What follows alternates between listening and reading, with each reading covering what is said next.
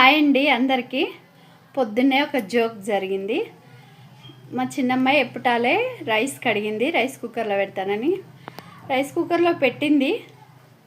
ఇక కాలేజీకి వెళ్దాం అని బాక్స్ కట్టుకుందామని బాక్స్ పెట్టుకుందామని రైస్ కుక్కర్ కడిగిపోతే రైస్ కుక్కర్లో అన్నం లేదు.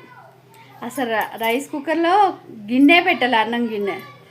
ఎక్కడ పెట్టిందా అని ఇల్లంతా ఎతికినాం, మంచాల కింద ఎతికినాం, మొత్తం ఎతికినాం, కానీ ఎక్కడా కనిపించలే.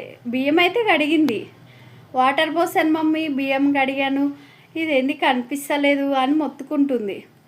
ఇల్లంతా ఎతికాం. లాస్ట్కి నాకు ఎందుకో డౌట్ వచ్చి ఫ్రిడ్జ్లో చూసి ఫ్రిడ్జ్లో పెట్టింది రైస్ కుక్కర్ తీసుకుపోయి. అదేమంటే ఎక్కిరించకు అని మైండ్ ఎక్కడ పెట్టిందో ఏమో. ఇప్పుడు ఈ రోజుల్లో పిల్లలు చూసారా ఇట్లా ఉన్నారు.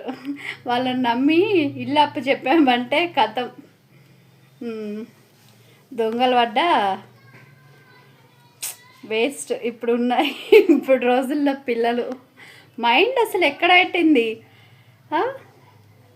ఫ్రిడ్జ్లో రైస్ కుక్కర్ పెట్టింది, బియ్యం కడిగి. నాకైతే పొద్దున్న నుంచి నవ్వు వస్తూనే ఉంది. అట్లా ఉంది, నమ్మొద్దు ఈ రోజుల్లో పిల్లల్ని కూడా. ఆ మైండ్ సరిగ్గా ఉంటలే. ఎందుకంటే కాలేజీల్లో చదువు అని పాపం అక్కడ టెన్షన్, ఇక్కడ టెన్షన్ వల్ల పిల్లలకు మైండ్ కూడా ఎక్కువ పనిచేస్తలేదు.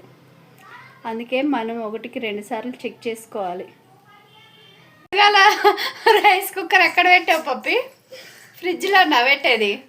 ఒకసారి చెప్పు, ఎక్కడ పెట్టావు రైస్ కుక్కర్?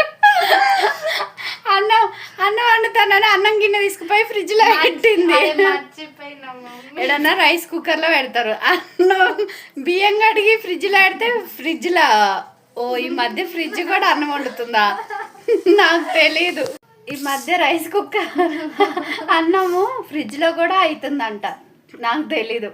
అందుకే ఇట్లాంటి పిల్లలు నమ్మి ఇల్లు అప్పచెప్పకండి. పొద్దున్నుంచి గుర్తొచ్చినప్పుడల్లా నవ్వుకోలే చచ్చిపోతున్నా నేనైతే.